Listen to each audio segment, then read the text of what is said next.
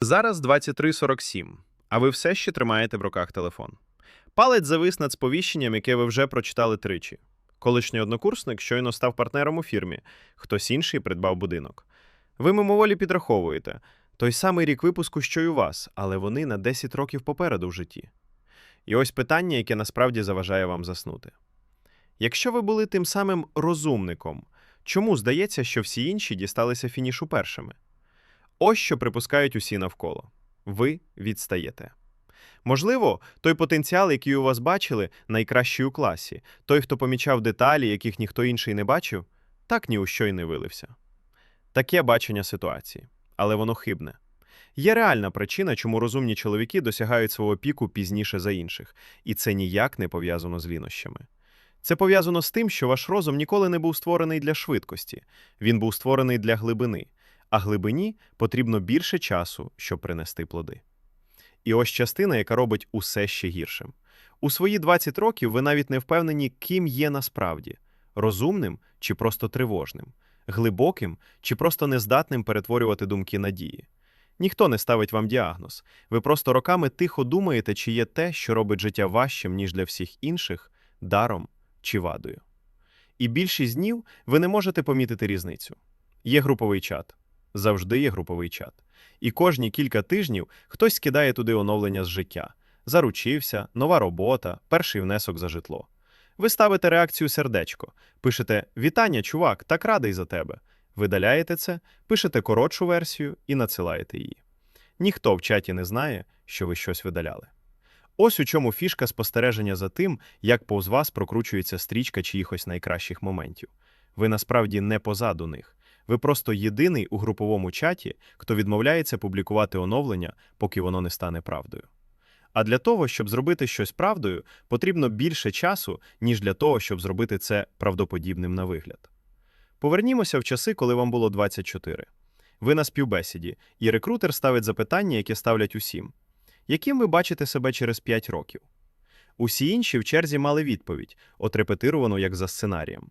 Ви все ще прокручуєте її в голові, розглядаючи під 4 кутами, розуміючи, що будь-яка впевнена відповідь, яку ви дасте, може виявитися брехнею, яку ви ще не впіймали. Ви говорите щось чесне та невідшліфоване. Ви не отримуєте роботу. Хлопець, який без вагань сказав «лідерство», безумовно лідерство, отримує її. Це закономірність на ранніх етапах. Впевненість рухається швидко, глибина – повільно. І світ, особливо у 24 роки, винагороджує того, хто відповідає першим, а не того, хто відповідає правильно. Ви бачите це знову через кілька років на оцінюванні ефективності, яке мало б стосуватися вашої роботи, але чомусь перетворюється на обговорення вашого характеру. Ваш керівник каже, що ви один із найкмітливіших людей у команді, і водночас додає – вам потрібно частіше заявляти про себе. Наче помічати все і оголошувати про все – це одна й та сама навичка. Це не так. Одна з них приносить вам підвищення, а іншою ви насправді займалися весь цей час. Тихо, так що ніхто не заносив це в картку результатів. Проте ніхто не каже вам, чим насправді є ця затримка. Це не порожній час. То що ж насправді відбувається в ті роки, коли здається, що не відбувається нічого? Ви не просто сумніваєтеся у світі, ви насамперед сумніваєтеся в собі, міркуючи, чи є те, що ви щойно помітили, реальним розумінням суті, чи це просто ваше его у маскувальному костюмі. З цим важче звикнутися, ніж із будь-якою впевненістю. І це також є саме тією причиною, чому ви рухаєтеся повільніше, ніж хлопець, який взагалі ніколи не ставить собі цього запитання.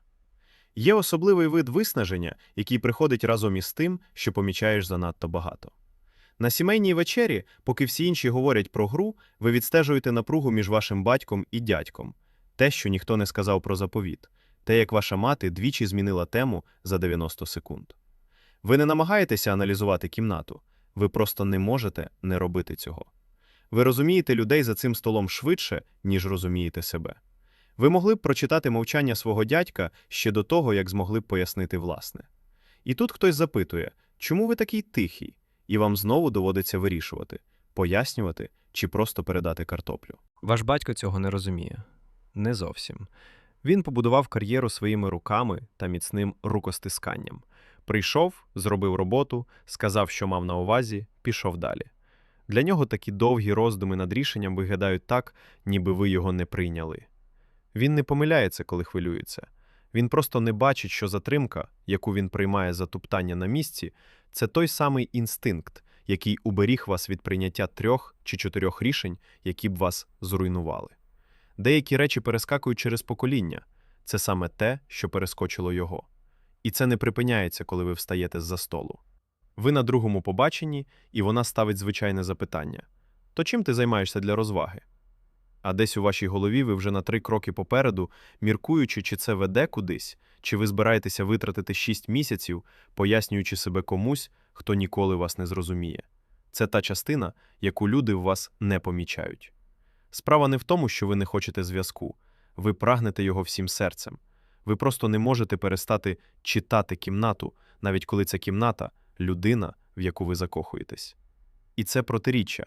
Хотіти близькості, водночас ніколи повністю не вимикаючи свій розум, виснажує так, як ніхто не бачить ззовні. І це не лише побачення, це кожна кімната, в яку ви заходите. Люди припускають, що гострий розум рухається в одному напрямку – вперед, швидко, впевнено. Насправді ж він спочатку рухається колами. Він мусить перевірити себе. Бачити 5 способів, як план може провалитися – це не негативізм. Це ваш мозок відмовляється дозволити вам рухатися, поки ви не перевірите ті кути, які ваші більш впевнені колеги пропустили. Впевненість коштує дешево, перевірка коштує дорого. Ви платите цю ціну ще з підліткового віку, і довгий час здавалося, що взагалі нічого не відбувається. Десь у шухляді лежить старий блокнот. Наполовину незавершені бізнес-ідеї, сторінка нотаток до роману, який так і не пішов далі 3-го розділу, список під назвою «Що змінити в собі», який обривається десь на 11-му пункті. Для будь-кого іншого цей блокнот є доказом того, що ви починаєте справи і не закінчуєте їх. Для вас це щось інше. Забагато вхідної інформації, замало вихідної. Забагато думок, забагато ракурсів, забагато усвідомлення всього, що може піти не так. Розум, який генерував ідеї швидше, ніж вибудовував дисципліну для їх використання. То чому ж деяким чоловікам потрібно 20 років, щоб подолати цей розрив? І чому деякі чоловіки не долають його ніколи? Ось тут усе змінюється. Вагання – це не протилежність кмітливості. У половині випадків це те саме, просто воно працює повільніше. Сумніви в собі у 25 років – це не брак переконань. Це ви переперевіряєте власну інтуїцію, перш ніж довіритися їй. Той самий інстинкт, який зупиняє вас від прийняття катастрофічних, самовпевнених рішень, які ваші швидші колеги іноді приймають у 40. Повільність ніколи не була відсутністю здібностей. Вона просто означала, що ви мусили пізнати себе, перш ніж змогли собі довіритися. Але це не просто історія з щасливим кінцем. Деякі чоловіки, які точно підходять під цей опис, так ніколи і не долають цей розрив. Ви, мабуть, знаєте такого. Хлопець, який має ідею вже 5 років, додаток, бізнес, книга, і може детально розповісти вам, чому саме зараз усе ще невідповідний час. Вони назавжди залишаються в пастці циклу «все бачу, але нічого не роблю», усвідомлюючи кожну ваду в кожному плані, здатні точно пояснити, чому нічого не спрацює, але так і не виробивши дисципліну, щоб усе одно діяти, не ідеально, і вчитися на тому, що ламається. Розум без цієї дисципліни не стає мудрістю. Він стає обґрунтованим виправданням для того, щоб залишатися на місці. Ви не отримуєте пізній пік життєвого успіху просто за те, що ви розумний. Ви його заробляєте. Зазвичай тим, що вам набридає мати рацію щодо того, чому ви не можете, і ви нарешті наважуєтеся помилитися вголос. Саме там зазвичай і відбувається справжній поворот. Не в момент раптової впевненості, а через конкретне, майже нудне рішення. Надіслати електронний лист до того, як він стане ідеальним. Висловити ідею на зустрічі, навіть якщо її можуть розкритикувати. Погодитися на роботу, яка трохи не підходить, замість того, щоб ще раз репетирувати свій 5-річний план. І це рідко оголошує про себе завчасно. Ніхто не прокидається одного ранку з думкою, що сьогодні той самий день. Усе значно менше за масштабами. Ви просто помічаєте в один звичайний вівторок, що надіслали текст, який зазвичай переписували 5 разів, і ви не померли. Нічого не рухнуло. Ви починаєте збирати ці маленькі, нічим не примітні докази.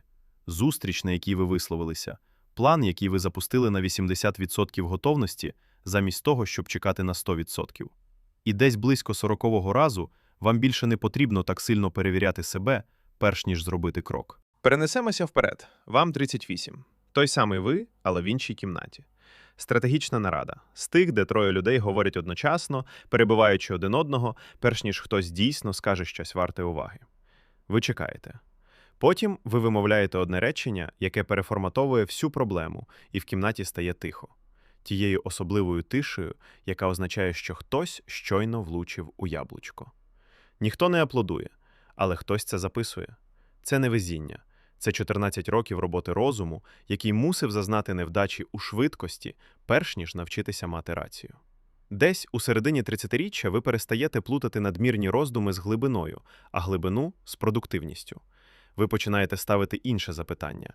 Не «чи врахував я кожен кут», а «чи врахував я достатньо, щоб рухатися далі». У цьому й полягає все зрушення. Ви не стали розумнішими, ви просто перестали щоразу просити дозволу у власного мозку. І відбувається також більш тихе зрушення. Самотність, яка раніше виникала через те, що ви помічали речі, про які ніхто інший не хотів говорити, починає пом'якшуватися. Не тому, що світ наздогнав вас, а тому, що вам перестало бути запотрібне, аби кожен у кімнаті розумів те, що бачите ви. Ви дізналися, які розмови варті того, щоб їх вести. Це саме по собі звільнило енергію, яку ви раніше витрачали на пояснення себе людям, які ніколи вас не зрозуміють. Справжнім поворотним моментом було не прагнення бути найрозумнішим хлопцем у кімнаті. Ним стало розуміння того, в яких саме кімнатах взагалі варто говорити. І те друге побачення з минулих років? Воно теж стало простішим. Не тому, що ви навчилися вимикати свій розум, а тому, що ви нарешті знайшли когось, кому це було не потрібно від вас. Виявилося, що в цьому й була вся відповідь на запитання, яке ви носили в собі з підліткового віку. Вас ніколи не було забагато. Ви просто ще не знайшли людей, які могли б за вами встигнути. А ваш батько? Він досі не до кінця розуміє, чим ви займаєтеся і чому це зайняло у вас так багато часу. Але тепер він почав цікавитися вашою думкою про певні речі, замість того, щоб просто нав'язувати свою. Це настільки близько до вибачення, наскільки чоловіки на кшталт нього взагалі здатні вибачитися. І, чесно кажучи, цього достатньо. Тож, якщо ви, чоловік у свої 20 чи 30 років, який усе ще відчуває себе позаду, все ще тримає той блокнот десь у шухляді, ви досягли свого піку пізніше не тому, що були повільними.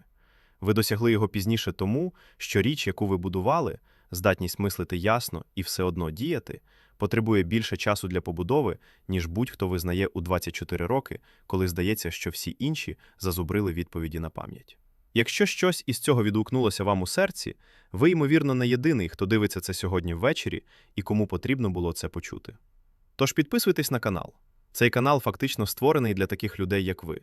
Тих, хто занадто багато думає, щоб рухатися занадто швидко. Але перш ніж ви підете, яке одне рішення ви переосмислювали роками? І що, врешті-решт, змусило вас почати діяти попри все?